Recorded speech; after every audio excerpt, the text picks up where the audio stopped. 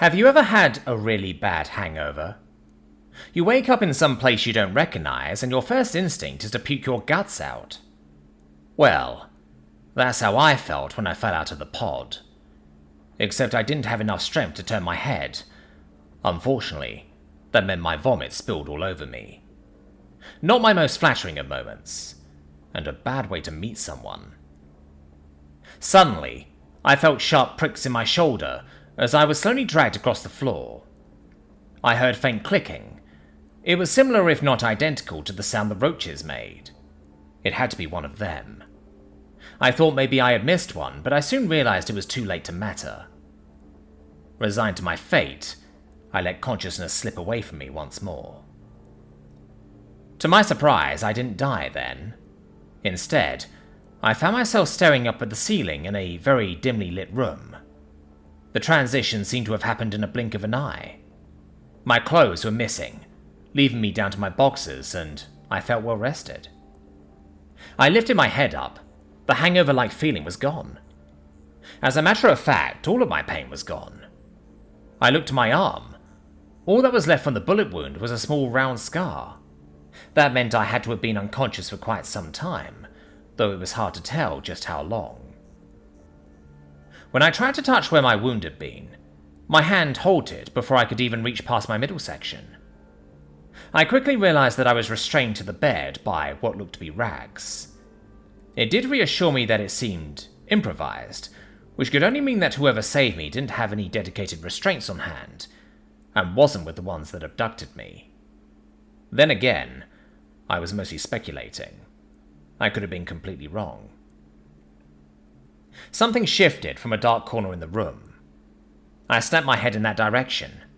Something was indeed moving, but it was too dark to make out details. I yanked against my binds ferociously. I was vulnerable, and in a room with who knows what. I then began to start rocking the bed I was in.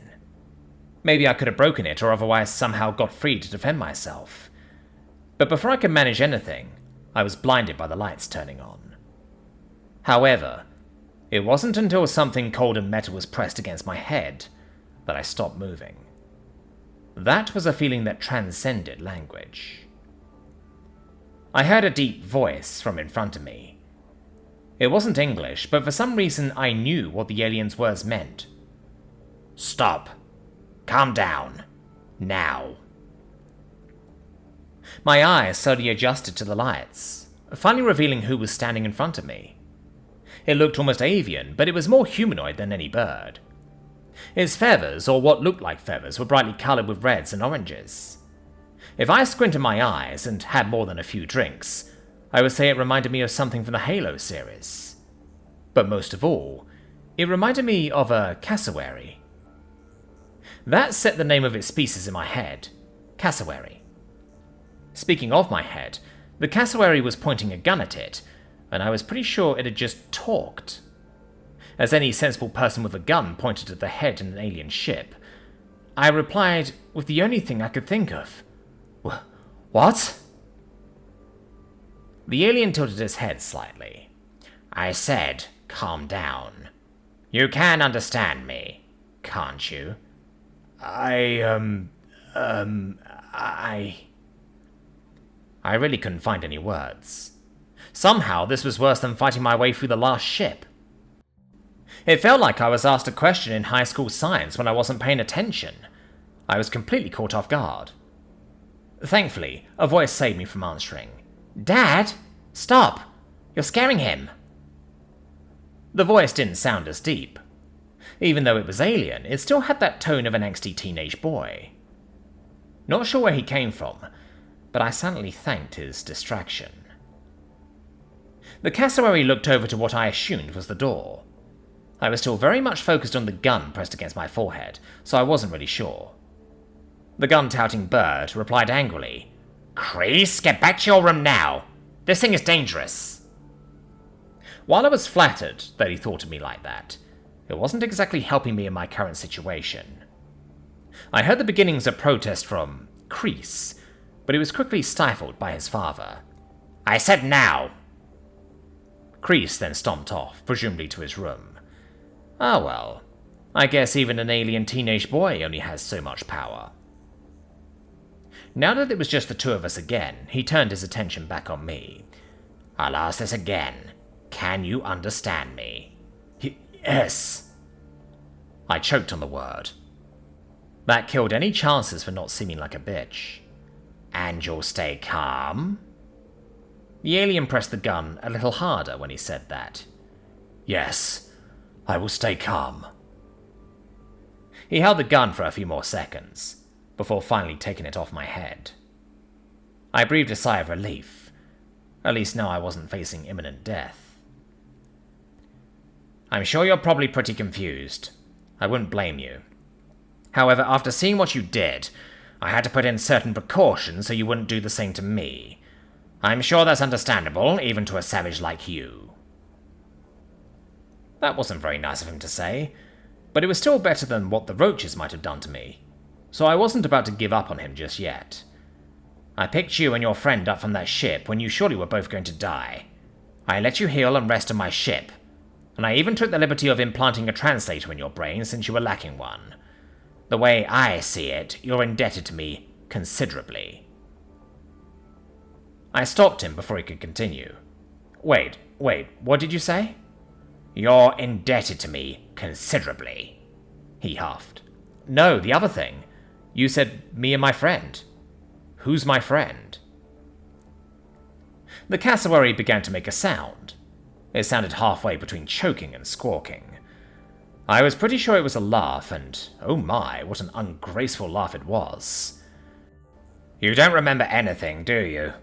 I suppose not. She did have you hopped up on enough drugs to kill most people.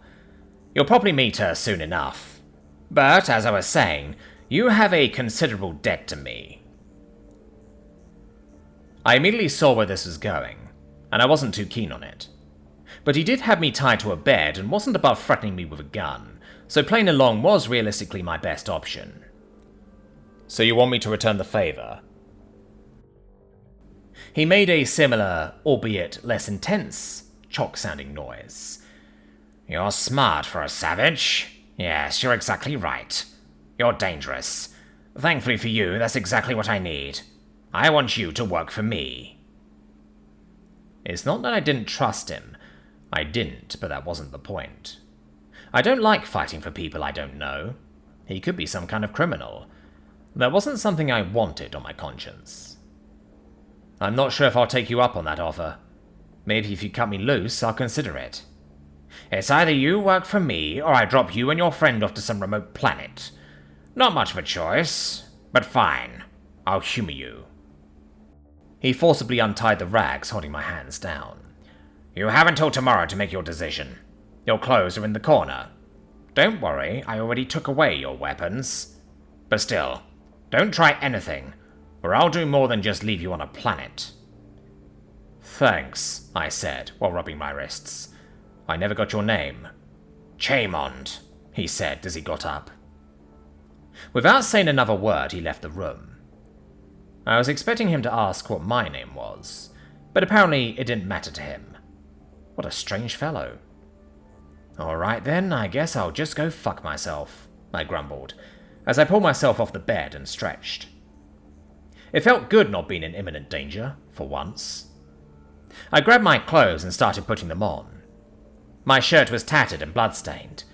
It was a lost cause, but I didn't have much else to wear. My jacket did cover up most of the blood, at least. I made a note to find new clothing when I was able. Once I was decent, I gauged my surroundings. It was less than impressive, or seemed as though. I'm not a doctor by any metric. All that I could tell was I was in some kind of medical bay with strange-looking equipment. Though it did look somewhat sci-fi, so it probably was all crazy advanced and I just couldn't tell. But overall, it was one of the better alien rooms I've woken up in. Easily in the top 3 at the very least. My stomach growled. I hadn't realized how hungry I had been until now. Chaymond wasn't exactly clear as to what limitations I was under, if any. A lack of knowledge is always an excuse. If you don't know, then you don't know and can't be held responsible. So I decided to explore the ship and look for food. Any consequences were a problem for future me. I started my exploration at the door, which was conveniently left open. It led to a hallway that seemed to go the entire length of the ship. I was somewhere around the center. There was a door on each end and several along the sides. On one end, the doors were more numerous. I thought that those must be crew cabins or something like that.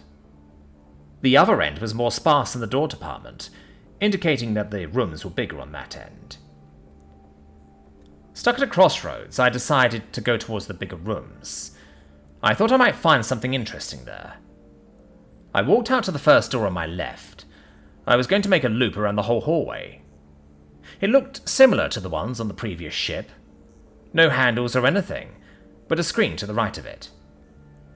The screen was yellow and says something in alien letters. It took me a moment to realize that I could read it as locked. The translator seemed to give me the understanding of words I read as well. It was a strange feeling, something that was hard to get used to. The next door was unlocked. The panel was blue with no words on it. I pressed on the little screen and the door slid open. Inside was what looked to be a chow hall. It looked big enough for 20 or 30 people, however it was completely empty. All except for one, a roach that sat alone. It wasn't paying me much mind at all. Instead, it was more focused on eating a green paste on its tray. I gave the roach a wide berth. It wasn't like it was being particularly threatening, but I wasn't going to take any chances. I walked over to where food looked like it should be, but it was empty. No crumbs or anything. It looked as though it hadn't even been used for a while. Still, I was determined to find something to eat. My eyes scanned around until I saw a dispenser of sorts. I had no idea what it might dispense, but there were trays stacked to it, and I was going to find out. As I approached, a screen on it lit up with the text, "Grab tray." I did as it said without a second thought, though I didn't wait for any more prompts before placing the tray under the dispenser. Suddenly, everything went white. I was left rubbing my eyes in confusion, as a piercing headache quickly faded. I didn't know what it did, but when I could see again, there was a red paste piled on my tray. Without questioning it too hard, I grabbed my tray and found a seat away from the roach. Looking closer at the paste, it reminded me of mashed potatoes with what seemed like the same consistency. I picked up a utensil that was magnetically attached to the tray and pulled a scoop of paste. Begrudgingly, but hungrily, I put it in my mouth. It tasted almost exactly like salty grits, bland but palatable. Certainly not the worst thing I've tried to eat. It was something I could shut my brain off and eat, and so I did. My peace was soon interrupted by a tray being placed across from mine. I knew whose it was, the only other person in the room. I looked up to see the roach as it sat down in front of me. I stared at it, and it stared back. This lasted for several more moments than seemed strictly necessary. I was just waiting for it to say something, but it didn't. After more than a minute of staring, I decided that I should probably say something. Do you need something? It tilted its head and began clicking. Thanks to my translator, I could discern them as feminine clicks. I wondered if this was the friend of mine that Shaman mentioned. Oh, I'm sorry. I thought staring was some kind of greeting for your kind. I shook my head. No, that was all completely unnecessary. And pretty awkward, too. My apologies. I'll keep note of that. It's fine, I guess.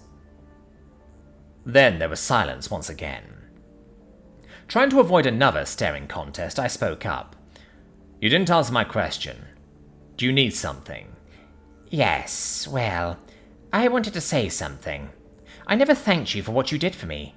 Killing those people and freeing me. I would like to return the favor somehow. That confirmed it. She was the one who pulled me out of the cryopod. It seems to me that you already have. I rubbed my arm where I had been shot. If not for you, I probably would have died on that ship. It was the least I could do, but I still feel like I owe you a lot. Would it be fine if I accompanied you until I could repay the favor? Besides, I don't really have anywhere else to go." Well, that wasn't really what I'd expected. I was just trying to save myself. Saving her was an accident. She did at least seem more trustworthy than Chamond, and having a friend who is knowledgeable in medical care is useful. Considering everything, I didn't think it was such a bad idea. I mean, I don't see why not, at least for the time being. I don't know if you can tell, but I'm still figuring things out. I've only been conscious for a few hours since being taken from my home planet. Having someone with me who knows a thing or two would be pretty handy. I guess that means you don't remember our first interaction then. But that's fine. I think meeting you properly has been better. My name is Kit, she clicked happily. Our first interaction? I definitely didn't remember it at all. I hoped I didn't do anything to embarrass myself, but knowing me, I more than likely did. You can call me Ethan. I stuck out a hand without thinking, expecting a handshake. Kit looked down at it, confused. I quickly realized that handshakes were likely not a thing across the galaxy, so I quickly withdrew it. Sorry, force of habit. You were wondering about how my kind greets people? Well, that's one way. Kit chuckle-clicked and stuck out her hand like I did mine. It's nice to meet you, Ethan. I softly grabbed her clawed hand and shook it, which startled her for a moment. And you, Kit. I let go, and she lowered her hand into her lap. That was a bit strange. My kind usually flicks their antenna at each other, but I guess that wouldn't work for you. I stuck my index fingers out and placed my hands on top of my head, flicking my fingers forward. Like this. Hello?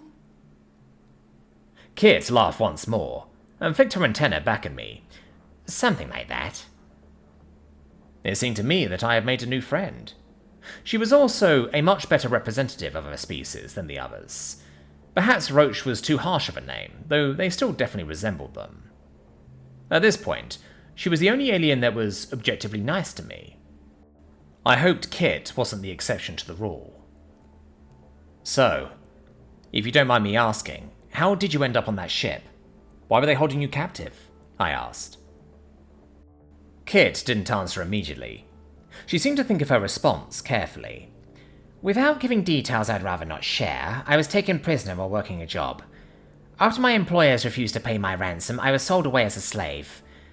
I was being transported to the person who bought me when you showed up. Oh, wow. I'm sorry to hear about that. A few moments of silence followed, before I asked another question. Is slavery common in the galaxy? Is it even legal? No, it is very far from legal in civilized space. However, that doesn't stop it from happening in ungoverned frontier space. We just so happen to find ourselves far away from any large governing bodies. I doubt we'd see more than a settlement or two. That put things into perspective. At least I knew what kind of area I was in now. But if we were in potentially uncharted space, then my chances of finding Earth again were slim at best, insurmountable at worst. Kit was likely to be in a similar position of homelessness. What's your take on Chamond? Do you think he's trustworthy? I wouldn't trust him.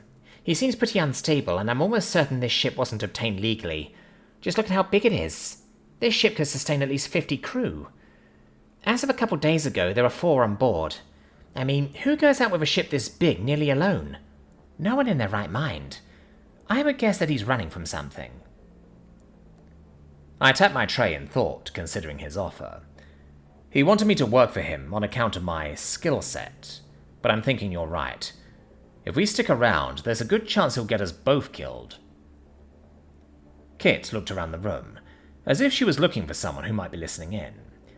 So what will you do? I wish I had a straight answer to that.